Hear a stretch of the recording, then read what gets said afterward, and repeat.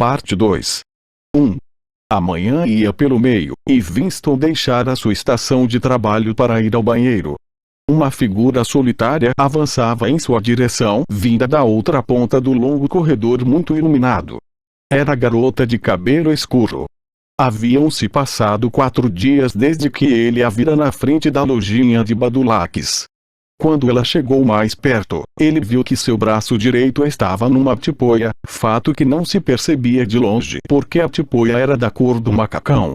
De certo ela esmagara a mão ao manobrar um dos grandes caleidoscópios nos quais os enredos dos romances eram montados. Era um acidente comum no departamento de ficção. Estavam a uns 4 metros um do outro quando a garota tropeçou e caiu quase estatelada no chão, batendo o rosto e não conseguindo conter um grito agudo de dor. Devia ter caído em cheio sobre o braço machucado. Winston estacou. A garota tinha se ajoelhado e estava se levantando. Seu rosto adquirira um tom amarelo leitoso. Sobre esse fundo, a boca se destacava, mais vermelha do que nunca. Tinha os olhos fixos nos dele, com uma expressão suplicante que parecia mais de medo que de dor. Uma emoção estranha agitou o coração de Winston. Diante dele estava uma inimiga que pretendia matá-lo. Diante dele, também, estava um ser humano que sofria, talvez com algum osso quebrado. Instintivamente, fez um gesto na direção dela com uma intenção de ajudar. No momento em que ela caíra sobre o braço ferido, fora como se ele sentisse a dor em seu próprio corpo. Você se machucou? Não foi nada. Meu braço. Daqui a pouco passa. Ela falou como se tivesse o coração alvoroçado. Visivelmente, ficara muito pálida. Você não quebrou nada. Não, estou bem. Na hora doeu, só isso. Ela estendeu a mão livre e ele a ajudou a se levantar.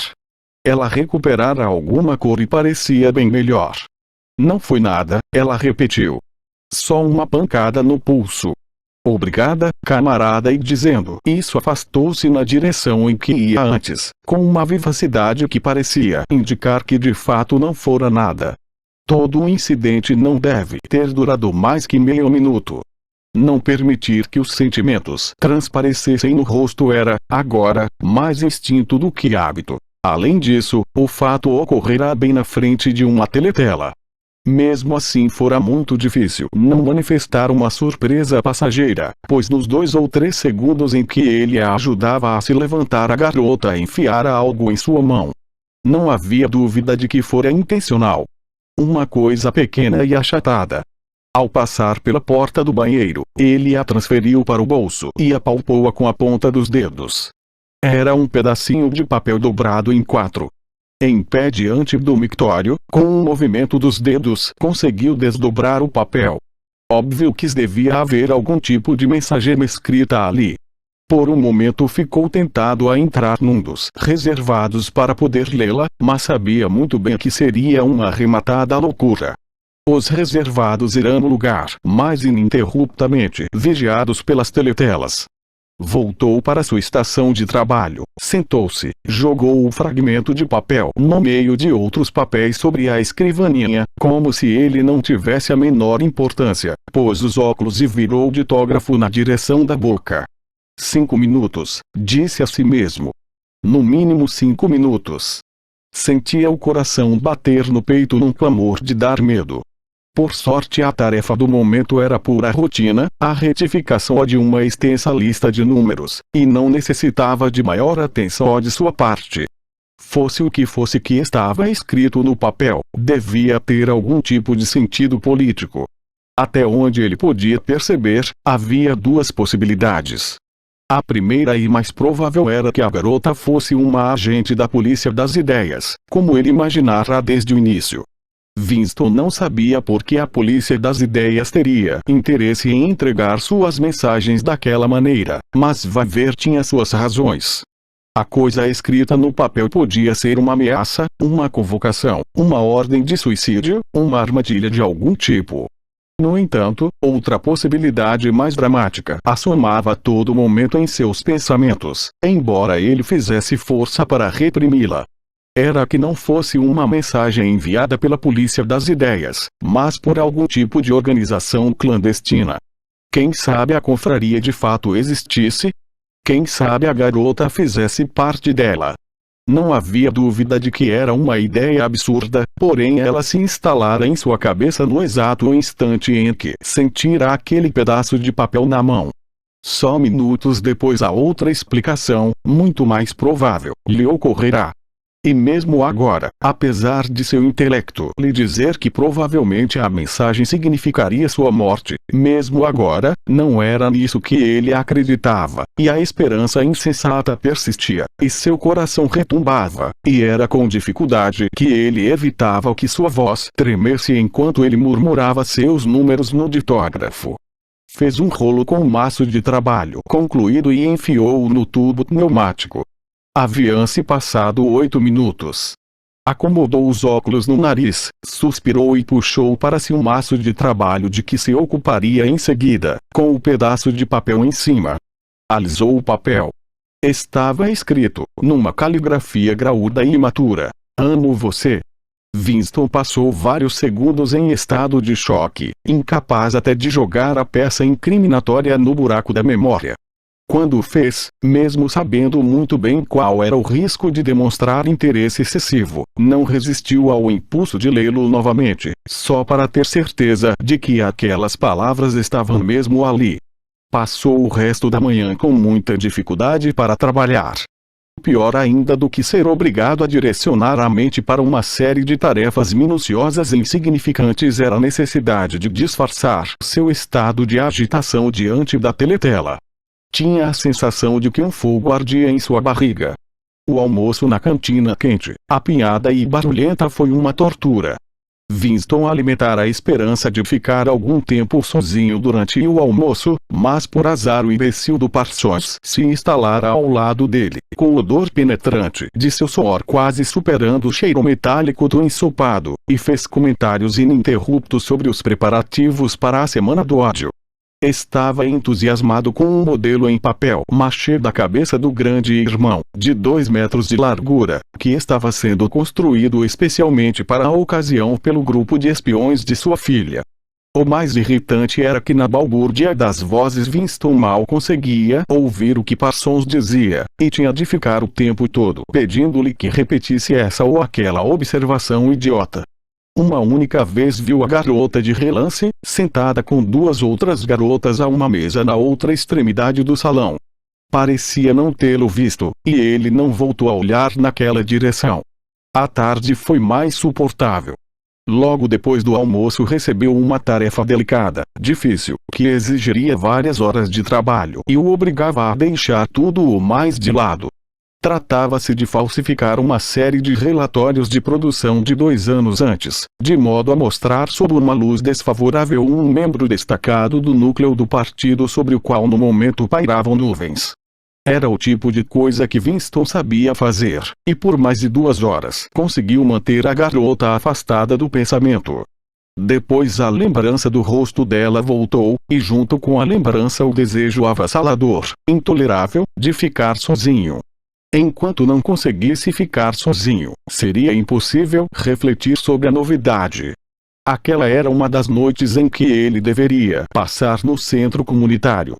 Engoliu outra refeição insípida na cantina e saiu correndo para o centro. Participou da asneira pretensiosa de um grupo de discussão, jogou 2 partidas de ping-pong, engoliu vários copos de gin e passou meia hora sentado ouvindo uma palestra intitulada O Sossing e o Jogo de Xadrez.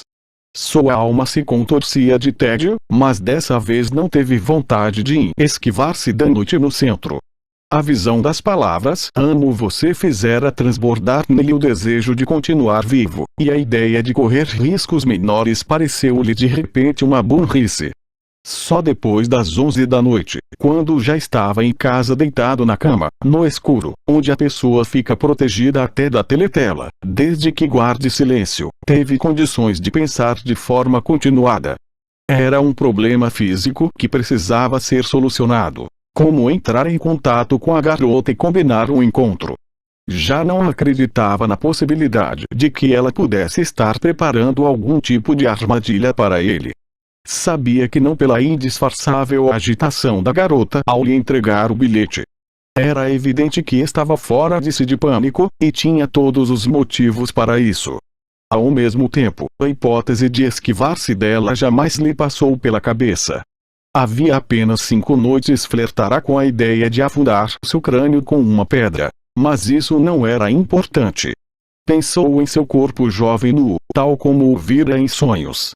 Havia pensado que ela fosse uma tola como todas as outras, que sua cabeça estava lotada de mentiras e ódio e seu ventre cheio de gelo. Foi tomado por uma espécie de febre ao pensar que poderia perdê-la, que aquele corpo claro e juvenil poderia escapar para longe dele. O que ele temia acima de todas as coisas era que ela simplesmente mudasse de ideia se ele não entrasse depressa em contato com ela. Mas a dificuldade física do encontro era monumental. Era como tentar fazer uma jogada numa partida de xadrez, quando já era líquido e certo que você ia levar o cheque-mate. Para qualquer lado que você se virasse, a teletela o encarava. Na verdade, todas as maneiras possíveis de estabelecer comunicação com ela lhe ocorreram nos 5 minutos seguintes à leitura do bilhete. Mas agora, com tempo para pensar, analisou-as uma a uma, como alguém que posiciona uma série de ferramentas sobre uma mesa. Claro que o tipo de encontro ocorrido naquela manhã não poderia se repetir. Se ela trabalhasse no departamento de documentação, talvez fosse relativamente mais simples, mas ele possuía uma noção muito vaga da localização, no edifício, do departamento de ficção, e não dispunha de nenhum pretexto para ir até lá. Se pelo menos soubesse onde ela morava e a que hora saía do trabalho, poderia dar um jeito de encontrá-la em algum ponto de seu trajeto para casa. Mas tentar segui-la na saída do trabalho era perigoso, pois seria preciso demorar-se nas cercanias do ministério, coisa que sem dúvida seria observada. Quanto a mandar uma carta utilizando o serviço dos correios, fora de questão. Devido a uma rotina que nem chegava a ser secreta, todas as cartas em trânsito eram abertas. Na verdade, pouquíssimas pessoas escreviam cartas. Nas raras ocasiões em que era necessário enviar uma mensagem, havia cartões impressos com uma longa lista de frases. Bastava riscar aquelas que não correspondiam ao que você desejava comunicar. De todo modo, ele não sabia nem o nome da garota, quanto mais seu endereço. Por fim, concluiu que o lugar mais seguro era a cantina. Se conseguisse pegá-la sentada sozinha a uma mesa, em algum ponto mais para o meio do salão, não muito perto das teletelas e com suficiente barulho de conversa ao redor, e se essas condições se mantivessem por, digamos, 30 segundos, talvez fosse possível trocar algumas palavras com ela. Durante toda uma semana depois da entrega do bilhete, a vida transcorreu como um sonho inquieto. No dia seguinte a garota só apareceu na cantina quando ele já estava saindo, depois do toque da sirene. Era possível que o horário dela tivesse sido trocado para um turno posterior. Os dois se cruzaram sem se olhar. Um dia depois ela estava na cantina em seu horário habitual, mas acompanhada de 3 outras garotas e bem em frente a uma teletela. Em seguida, por 3 pavorosos dias, ela simplesmente não apareceu. A cabeça e o corpo de Winston pareciam dominados por uma sensibilidade intolerável, uma espécie de transparência, que transformava num suplício cada movimento, cada som, cada contato, cada palavra que ele era obrigado a dizer ou ouvir. Nem adormecido ele conseguia fugir inteiramente da imagem dela. Naqueles dias não escreveu no diário. Se é que havia alívio em algum lugar, era em seu trabalho, durante o qual às vezes conseguia desligar por 10 minutos seguidos. Não fazia a mínima ideia do que pudesse ter acontecido com ela. Não havia como averiguar. Ela podia ter sido vaporizada, podia ter se suicidado, podia ter sido transferida para o outro extremo da Oceania. De todas as hipóteses possíveis, a pior e a mais provável era que simplesmente tivesse mudado de ideia e resolvido evitá-lo. No dia seguinte ela reapareceu. O braço já não estava na tipoia. Em torno do pulso, trazia uma tira de esparadrapo. O alívio de tornar a vê-la foi tão grande que ele não conseguiu se conter e olhou diretamente para ela por vários segundos. No dia seguinte esteve bem perto de conseguir falar com ela. Ao chegar à cantina viu-a sentada a uma mesa bem afastada da parede e completamente sozinha. Era cedo, o lugar ainda não estava tão cheio. A fila foi avançando e Winston já ia se aproximando do balcão quando o avanço se interrompeu por 2 minutos porque alguém lá na frente começou a se queixar de não haver recebido seu tablete de sacarina. A garota continuava sentada sozinha quando Winston apanhou sua bandeja e começou a andar em direção à mesa dela. Foi andando como quem não quer nada, enquanto seus olhos procuravam um lugar livre em alguma mesa mais à frente. Ela estava a uns 3 metros dele. 2 segundos mais e tudo estaria resolvido. Nisso uma voz atrás dele exclamou Smith. Winston fingiu que não tinha ouvido. Smith. Repetiu a voz, agora mais alto. Não adiantava. Ele se virou. Um jovem louro, com cara de bobo, chamado Wilcher, que ele mal conhecia, convidava-o com um sorriso a ocupar um lugar vago na mesa dele. Não era seguro recusar. Depois de ser reconhecido, não podia ir sentar-se à mesa de uma garota desacompanhada. Chamaria muito a atenção. Winston se instalou com um sorriso amistoso. O rosto louro, tolo, abriu-se para ele. Winston teve uma visão delirante dele próprio cravando uma picareta bem no meio daquele rosto. Minutos depois a mesa da garota foi toda ocupada. Mas ela provavelmente o vira aproximar-se e talvez tivesse entendido o sinal. No dia seguinte Winston teve o cuidado de chegar cedo.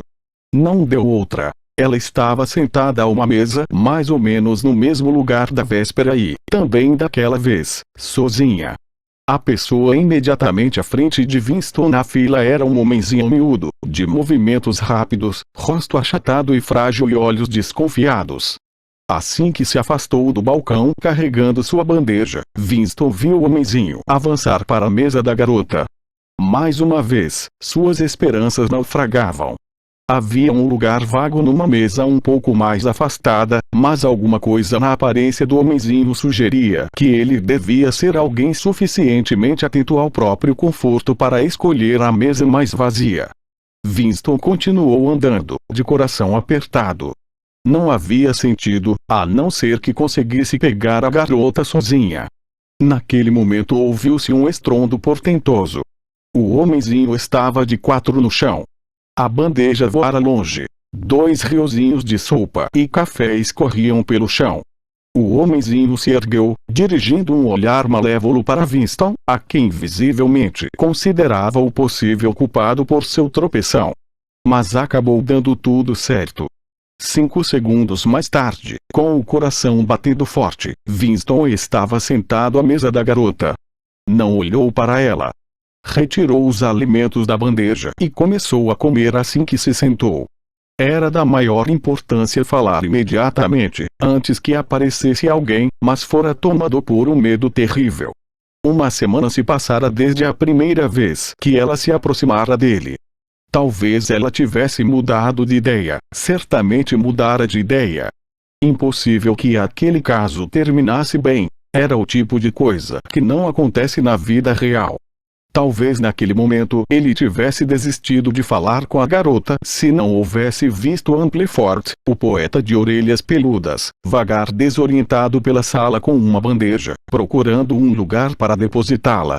Mesmo com seu jeito pouco efusivo, Amplefort tinha afeto por Winston e sem dúvida viria sentar-se à mesa dele se chegasse a avistá-lo. Winston tinha 1 minuto no máximo para agir. Ele e a garota comiam com aplicação. O prato do dia era um ensopado ralo, na verdade uma sopa de vagem. Num murmúrio, Winston começou a falar.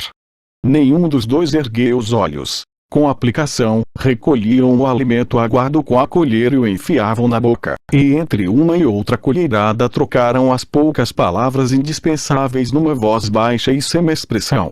A que hora você sai do serviço? 6:30. Onde podemos nos encontrar? Na Praça Victory, perto do monumento. Está cheio de teletelas. Não faz mal, se houver bastante gente. Algum código? Não. Só se aproxime de mim se eu estiver no meio de uma porção de gente. E não olhe para mim. Fique perto, só isso a que horas? 7 está certo. Ampliforts não viu Winston e se instalou em outra mesa. A garota e Winston não voltaram a conversar e, tanto quanto possível, em se tratando de duas pessoas sentadas uma diante da outra na mesma mesa, não trocaram olhares.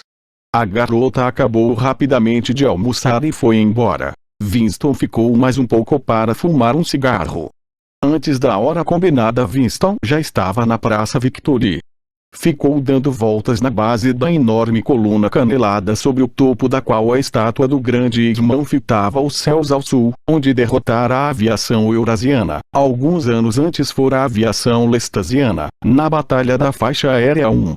Na rua que passava logo à frente, estava a estátua de um homem a cavalo que supostamente representava Oliver Cromwell. Às 7h05 a garota ainda não aparecera. Mais uma vez, Winston foi tomado por um medo terrível. Ela não viria, mudara de ideia. Andou devagar para o lado norte da praça e sentiu uma espécie de prazer esmaecido ao identificar a igreja de São Martim, cujos sinos, na época em que ela possuía sinos, entoavam esses vinténs são ó pra mim. Nisso viu a garota parada junto à base do monumento, lendo ou fingindo que lia um pôster afixado numa coluna. Não era seguro aproximar-se dela enquanto não se juntasse um grupo de pessoas naquele ponto da praça. Havia teletelas ao longo de todo o frontão. Mas justo naquele momento ouviu-se uma gritaria e uma barulhada de veículos pesados vindo de algum ponto à esquerda. De repente, teve a impressão de que todo mundo atravessava a praça correndo. A garota, ágil, contornou os leões da base do monumento e juntou-se aos outros. Winston foi atrás. Enquanto corria, ouviu as pessoas comentarem aos gritos que um comboio de prisioneiros eurasianos estava passando. Uma massa compacta de gente bloqueava o lado sul da praça. Winston, normalmente o tipo de homem que gravitava no limite externo de qualquer tipo de tumulto, distribuiu cotoveladas, enfiou-se, espremeu-se entre os corpos até chegar ao centro da multidão. Em pouco tempo, viu-se a um braço de distância da garota, mas teve seu avanço bloqueado por um proleta gigantesco acompanhado de uma mulher tão gigantesca quanto ele, supostamente sua esposa, que pareciam formar uma muralha impenetrável de carne. Winston se contorceu, entrou de lado e, com um empurrão violento, conseguiu enfiar o ombro entre os dois. Por um momento parecia que seus intestinos estavam sendo moídos e que virariam pasta entre aqueles dois quadris musculosos. Depois, quando deu por si, conseguira passar, suando um pouco. Estava ao lado da garota, ombro a ombro. Os dois olhavam fixamente para frente. Uma longa fila de caminhões, com guardas de expressão impenetrável em posição de sentido e armados de metralhadoras posicionados nos quatro cantos dos veículos, descia a rua devagar. Nos caminhões, aglomerados e de cócoras, iam homenzinhos amarelos, vestindo uniformes verdolengos esfarrapados. Seus tristes rostos mongólicos, voltados para o exterior da carroceria do caminhão, olhavam sem ver, totalmente desprovidos de curiosidade. De vez em quando, sempre que um caminhão dava uma sacolejada mais forte, ouvia-se o clangor de metal contra metal. Todos os prisioneiros traziam grilhões. Um após outro, passavam aqueles caminhões lotados de rostos tristes. Winston sabia que estavam ali, mas só os via intermitentemente. O ombro da garota e seu braço até a altura do cotovelo estavam comprimidos contra os dele. Sua face estava tão próxima que ele quase conseguia sentir sua calidez. Ela se assenhorara de imediato da situação, exatamente como fizera na cantina. Começou a falar na mesma voz inexpressiva de antes, mal movendo os lábios, num murmúrio logo afogado pelo rumor das vozes e dos caminhões.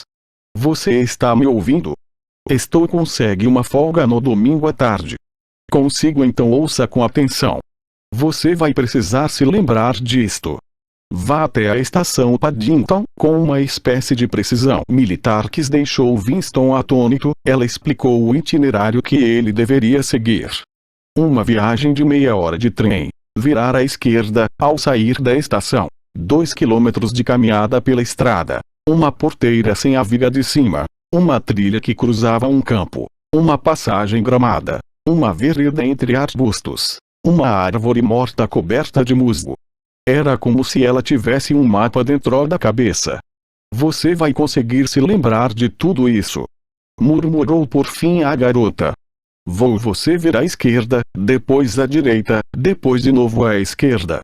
E a porteira está sem a viga de cima está bem. A que horas? Às 3 da tarde mais ou menos. Talvez você precise esperar. Vou chegar por outro caminho. Tem certeza de que vai se lembrar de tudo?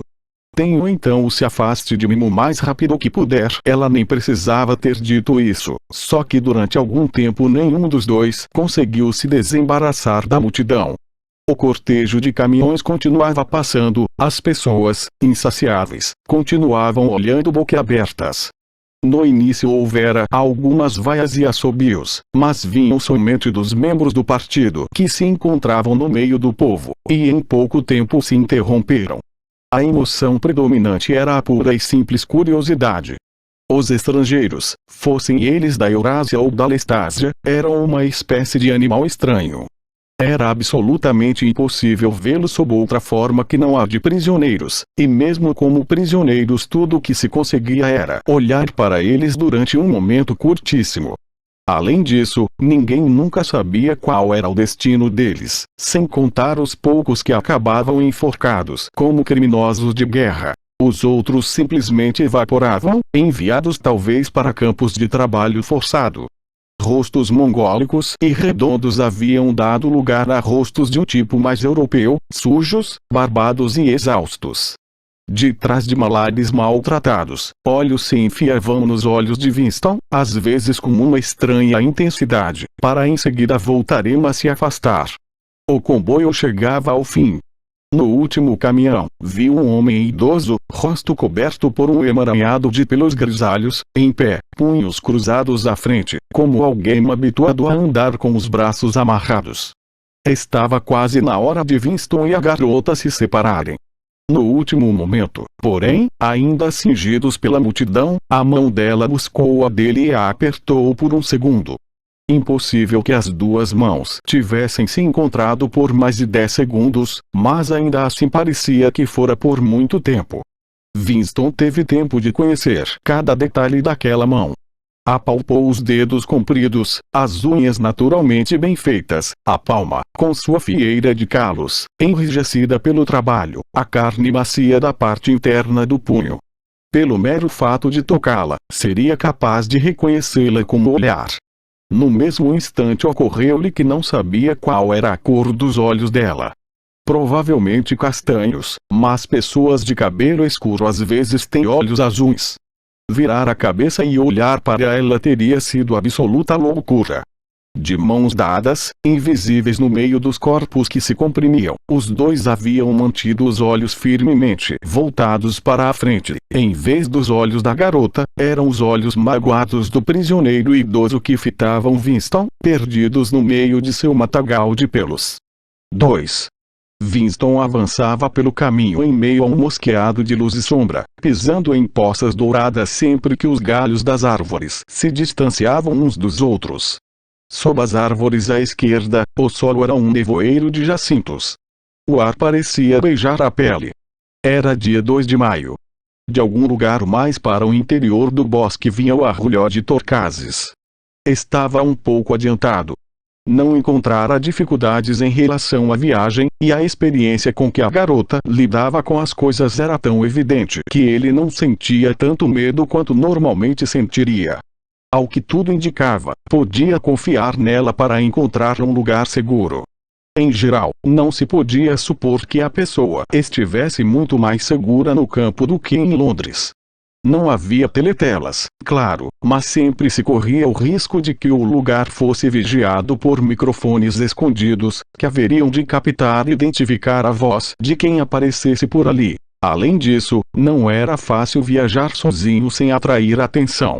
Para distâncias inferiores a 100 km, não era necessário visto no passaporte, porém às vezes havia patrulhas nas estações ferroviárias e os guardas pediam os documentos de qualquer membro do partido que encontrassem pela frente, submetendo-os a perguntas inconvenientes.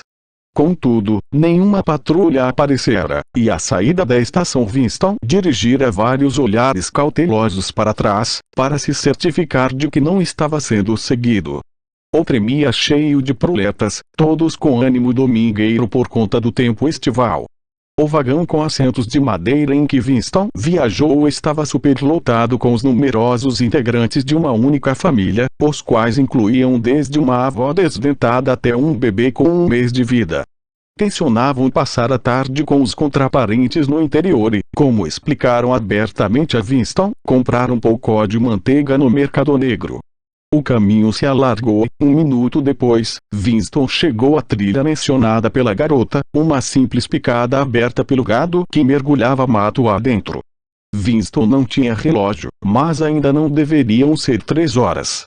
Os jacintos formavam uma camada tão densa debaixo de seus pés que era impossível não pisar neles. Winston se ajoelhou e começou a colher alguns, em parte para passar o tempo, em parte com a vaga ideia de que gostaria de ter um ramo de flores para oferecer à garota quando se encontrassem. Reunira um grande buquê e estava aspirando seu perfume levemente enjoativo quando um som logo atrás dele o fez gelar da cabeça aos pés. A inconfundível crepitação de graveto sob o peso de um pé. Continuou colhendo os jacintos. Era a melhor coisa a fazer. Podia ser a garota, ou talvez tivesse sido mesmo seguido. Olhar para trás seria uma confissão de culpa. Pegou uma flor, depois outra. Uma mão pousou delicadamente em seu ombro. Winston olhou para cima. Era a garota. Ela balançou a cabeça, sinalizando com clareza que ele devia manter-se em silêncio. Depois abriu caminho entre os arbustos e enveredou rapidamente pela trilha estreita que conduzia ao interior do bosque. Era evidente que já fizera aquele caminho antes, pois se esquivava dos trechos enlameados como se os conhecesse muito bem. Ainda com ramo de flores na mão, Winston a seguiu. Sua primeira sensação foi de alívio, mas conforme observava os movimentos do corpo esbelto e vigoroso à sua frente, com a faixa escarlate justa o bastante para revelar a curva dos quadris, a consciência de sua própria inferioridade começou a oprimi-lo. Mesmo naquele momento parecia-lhe bastante provável que, ao se virar e olhar para ele, a garota acabaria por bater em retirada. A doçura que pairava no ar e o verdor das folhas o intimidavam. Já no caminho da estação até ali, os raios do sol de maio haviam feito sentir-se sujo e anêmico, um ser que levava a vida entre 4 paredes, com a poeira fuliginosa de Londres impregnada nos poros. Ocorreu-lhe que até aquele momento ela provavelmente não o vira ao ar livre em plena luz do dia. Chegaram à árvore caída que ela mencionara. A garota saltou por cima do tronco e empurrou os arbustos para os lados, revelando uma passagem oculta. Quando foi atrás dela, Winston percebeu que estava numa clareira natural, uma colinazinha minúscula coberta pela relva e circundada por árvores novas e altas, que a escondiam por completo.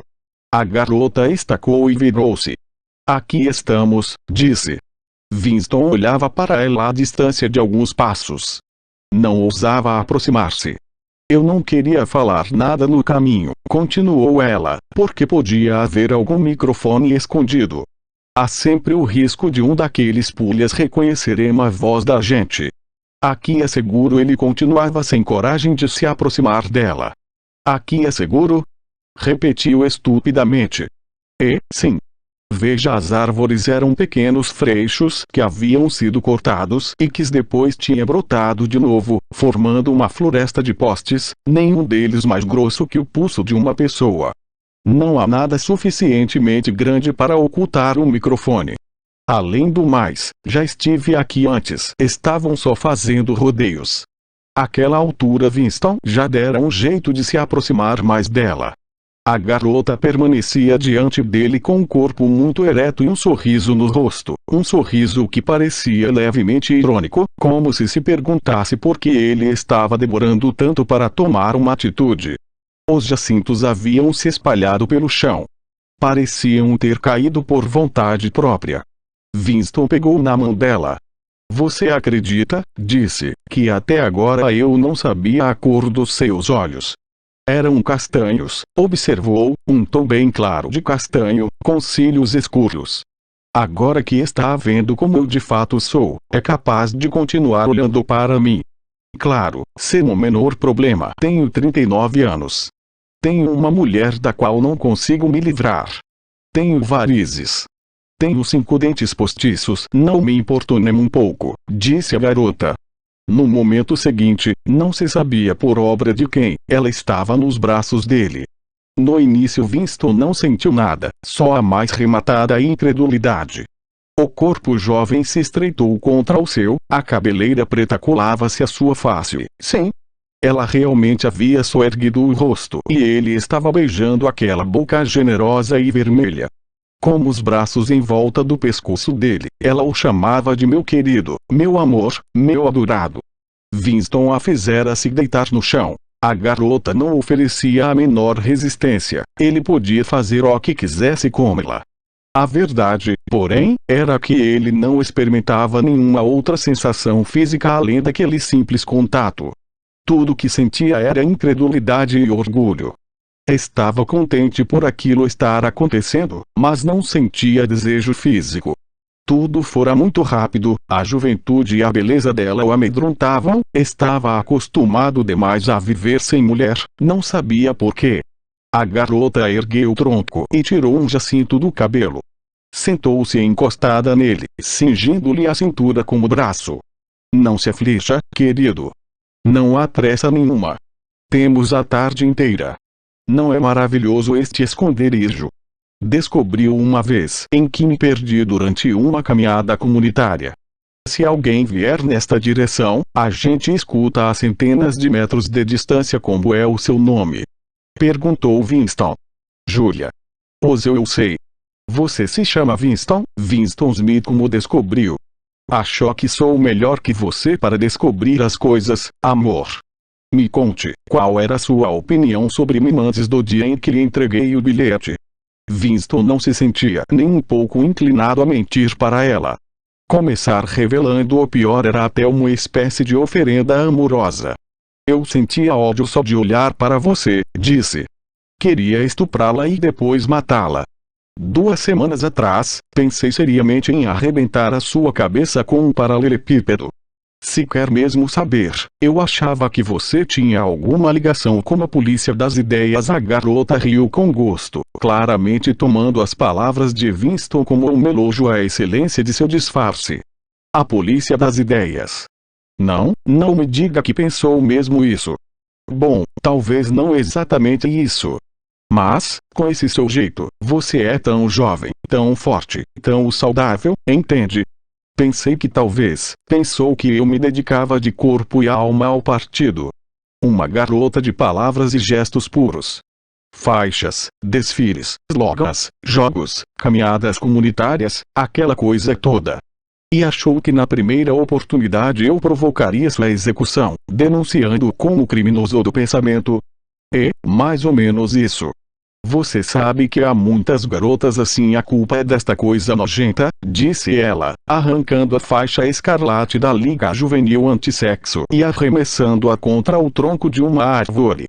Em seguida, como se o ato de levar a mão à cintura lembrasse de alguma coisa, apalpou o bolso do macacão e tirou lá de dentro uma pequena barra de chocolate. Partiu-a ao meio e deu um dos pedaços a Winston. Antes mesmo de levá-lo à boca, ele percebeu pelo cheiro que se tratava de um tipo muito incomum de chocolate. Era escuro e lustroso e estava embalado em papel prateado. As barras de chocolate normalmente eram coisas marrons, foscas, farelentas, cujo gosto, até onde era possível descrevê-lo, lembrava a fumaça saída dos incineradores de lixo. Mas em algum momento de sua vida Winston já havia provado um chocolate semelhante ao pedaço que ela lhe oferecera. Tão logo o odor lhe chegou às narinas, emergira de sua memória algo que ele não conseguia definir, mas que era forte e perturbador. Onde conseguiu isto? Indagou. No mercado negro, respondeu ela, indiferente. Acho que sou mesmo esse tipo de garota, para quem vê de fora. Sou boa nos esportes. Fui comandante de tropa enquanto pertencia aos espiões. Faço trabalhos voluntários para a Liga Juvenil Antissexo 3 vezes por semana, à noite. Horas e horas colando a droga da baboseira deles por todos os cantos de Londres. Nas paradas, sou uma das que sempre carregam as faixas. Estou sempre de cara de alegre e nunca falto com meu dever. É o que eu digo, nunca deixe de berrar junto com a multidão. Só assim você está em segurança. O primeiro fragmento de chocolate se derretera na língua de Winston. O sabor era delicioso. Só que aquela lembrança continuava rondando as fronteiras de sua consciência, algo intensamente sentido mas não reduzível a contornos definidos, como um objeto que se via com o rabo do olho. Afastou-a de si, ciente apenas de que se tratava da lembrança de um ato que ele gostaria de reverter, mas não podia. Você é muito jovem, disse. 10 ou 15 anos mais jovem que eu. O que você viu de atraente num homem como eu? Foi alguma coisa no seu rosto. Achei que valia a pena arriscar. Sou boa em identificar pessoas que não se ajustam. Assim que o vi, soube que você estava contra eles. Eles parecia ser uma referência ao partido, e principalmente ao núcleo do partido, sobre o qual ela falava com um ódio tão franco e sarcástico que Winston se sentia inquieto, mesmo sabendo que, se havia um lugar em que os dois sabiam estar seguros, esse lugar era ali. Uma coisa que o atordoava nela era o linguajar grosseiro. Supostamente os membros do partido não praguejavam, e o próprio Winston só raras vezes o fazia. Pelo menos em voz alta. Julia, porém, parecia incapaz de falar do partido, e sobretudo do núcleo do partido, sem usar palavras como as que costumavam ser rabiscadas a giz nas paredes manchadas de umidade dos becos. Não que aquilo desagradasse. Não passava de um sintoma da revolta que ela sentia contra o partido e seus métodos, e de certa maneira parecia natural e saudável, como o espirro de um cavalo que sente o cheiro de feno ruim. Tinham saído da clareira e atravessavam novamente o trecho salpicado de luz e sombra, com os braços em torno das respectivas cinturas sempre que o caminho se alargava o suficiente para permitir que caminhassem lado a lado. Winston notou que a cintura dela parecia muito mais delicada agora que a faixa fora removida. Só falavam por murmúrios. Fora da clareira, disse Julia, convinha fazer silêncio. Finalmente chegaram ao limite do pequeno bosque. Julia o deteve. Não apareça em campo aberto. Pode haver alguém à espreita. Enquanto ficarmos atrás das árvores, não corremos nenhum perigo. Estavam à sombra de um grupo de aveleiras. A luz do sol, filtrada pela profusão de folhas, ainda estava quente sobre seus rostos. Winston olhou para as pradarias diante deles e foi atingido por um lento e curioso choque de reconhecimento. Conhecia o lugar de vista. Uma pastagem antiga, já bastante rasa, cortada por uma trilha sinuosa e com um ou outro montículo de terra feito pelas toupeiras. Na série irregular que se via do outro lado do campo, a brisa balançava muito suavemente os ramos dos olmos, e as folhas estremeciam de leve em densas massas que lembravam cabelos de mulher. Em algum lugar bem próximo, mas que o olhar não alcançava, devia haver uma torrente formando poças verdes onde nadavam robalinhos. Não tem um riozinho perto daqui? Sussurrou ele. Tem, sim. Na verdade ele fica na borda da próxima pastagem. Está cheio de peixes, e dos grandões. Dá para vê-los balançando a cauda nas poças sob os salgueiros. É a terra dourada, quase, murmurou ele. Terra dourada. Na verdade não tem importância. É uma paisagem que me apareceu algumas vezes em sonhos. Olhe. Sussurrou Julia. Um tordo pousara no galho a menos de 5 metros de onde eles estavam, quase na altura dos olhos dos dois. Talvez não os tivesse visto. Estava ao sol, eles na sombra. Abriu as asas, tornou a fechá-las cuidadosamente, baixou a cabeça por um momento como se estivesse fazendo uma espécie de mesura para o sol, depois começou a cantória. Na quietude da tarde, o volume sonoro era surpreendente. Winston e Julia se abraçaram, fascinados. A melodia prosseguia ininterrupta, minuto após minuto, com variações impressionantes, que jamais se repetiam, quase como se o passarinho estivesse deliberadamente exibindo seu virtuosismo. Às vezes ele se interrompia por alguns segundos, abria e tornava a fechar as asas, depois estufava o peito mosqueado e reiniciava seu canto. Winston observava com uma espécie de vaga reverência. Para quem ou com que finalidade cantava aquele passarinho? Não havia parceiras nem rivais por perto. O que o levara a pousar nos limites de um bosque solitário e verter sua música para o nada? Perguntou a si mesmo se era verdade que não havia um microfone escondido por ali. A conversa entre ele e Julia transcorrerá toda em voz baixa, e o aparelho não teria sido capaz de captar suas palavras, mas captaria o canto do tordo. Era bem possível que, na outra ponta do instrumento, um homenzinho com aspecto de besouro estivesse escutando atentamente, escutando aquilo. Todavia, a enxurrada melódica foi aos poucos expulsando de sua mente todo tipo de conjectura. Era como algo líquido sendo despejado sobre seu ser, inundando-o por inteiro, algo que se misturava com a luz do sol filtrada pela folhagem. Winston já não pensava. Era pura sensação. A cintura da garota, cingida pela curva de seu braço, era macia e cálida. Puxou-a para si e os dois ficaram frente a frente com os peitos encostados, e o corpo dela pareceu fundir-se ao dele. Por onde quer que ele passasse as mãos, parecia-lhe que ela se abria como água. Suas bocas se colaram uma à outra. Foi bem diferente dos beijos sôfregos que haviam trocado antes.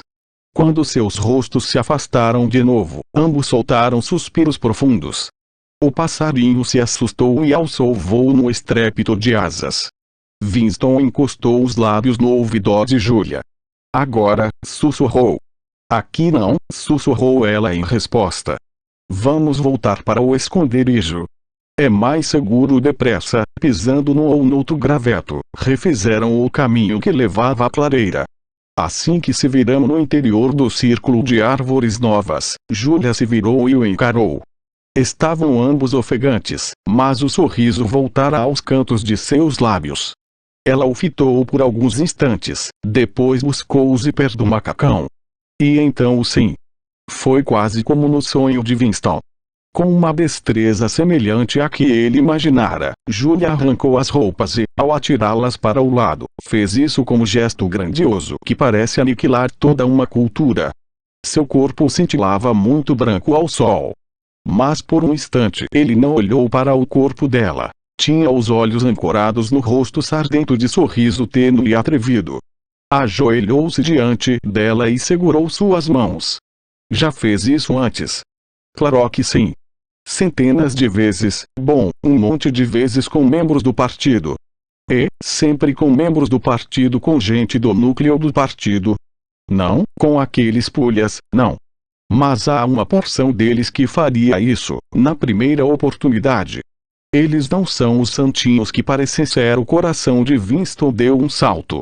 Ela perdera a conta das vezes que fizera aquilo. Oxalá tivessem sido mesmo centenas, milhares de vezes. Tudo que sugeria corrupção deixava-o repleto de uma doida esperança. Sabe lá, talvez sob a superfície o partido estivesse podre, talvez seu culto ao zelo e à abnegação não passasse de um biombo ocultando o mais completo desregramento. Se pudesse infectar aquele bando todo com lepra ou sífilis, com que alegria o faria. Tudo que contribuísse para apodrecer, fragilizar, minar. Puxou Julia para baixo, de modo que ficaram ambos ajoelhados um de frente para o outro. Ouça. Quanto maior o número de homens que você teve, maior é o meu amor. Compreende isso? Perfeitamente detesto a pureza, odeio a bondade. Não quero virtude em lugar nenhum. Quero que todo mundo seja devasso até os ossos. Bom, então acho que vai gostar de mim, querido. Sou devassa até os ossos. Você gosta de fazer isso? Não me refiro apenas a estar comigo. Falo da coisa em se adoro acima de tudo. Era o que Winston queria ouvir. Não apenas o amor por uma pessoa, mas o instinto animal, o desejo simples e indiferenciado. Essa era a força capaz de estraçalhar o partido. Deitou-a sobre a relva, entre os jacintos caídos. Dessa vez não houve nenhuma dificuldade.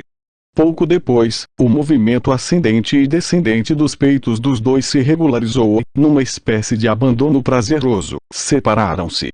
O sol parecia ter ficado mais quente. Estavam ambos sonolentos. Winston estendeu o braço para apanhar os dois macacões jogados no chão e usou-os para cobrir parcialmente o corpo de Julia. Pegaram no sono quase de imediato e dormiram por cerca de meia hora. Winston foi o primeiro a acordar. Sentou-se e fitou o rosto sardento de Julia, ainda serenamente adormecido, apoiado na palma da mão dela. Salvo pela boca, não se podia dizer que fosse bonita. Olhando de perto, viam-se uma ou duas rugas em torno de seus olhos. O cabelo preto e curto era extraordinariamente denso e macio. Ocorreu-lhe que ainda não sabia o sobrenome dela nem onde morava.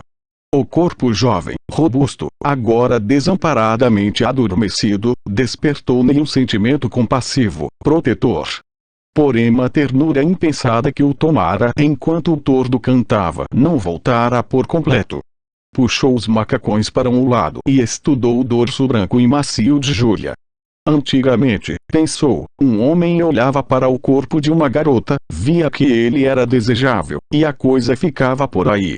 Hoje, porém, não havia como sentir um puro amor ou um puro desejo.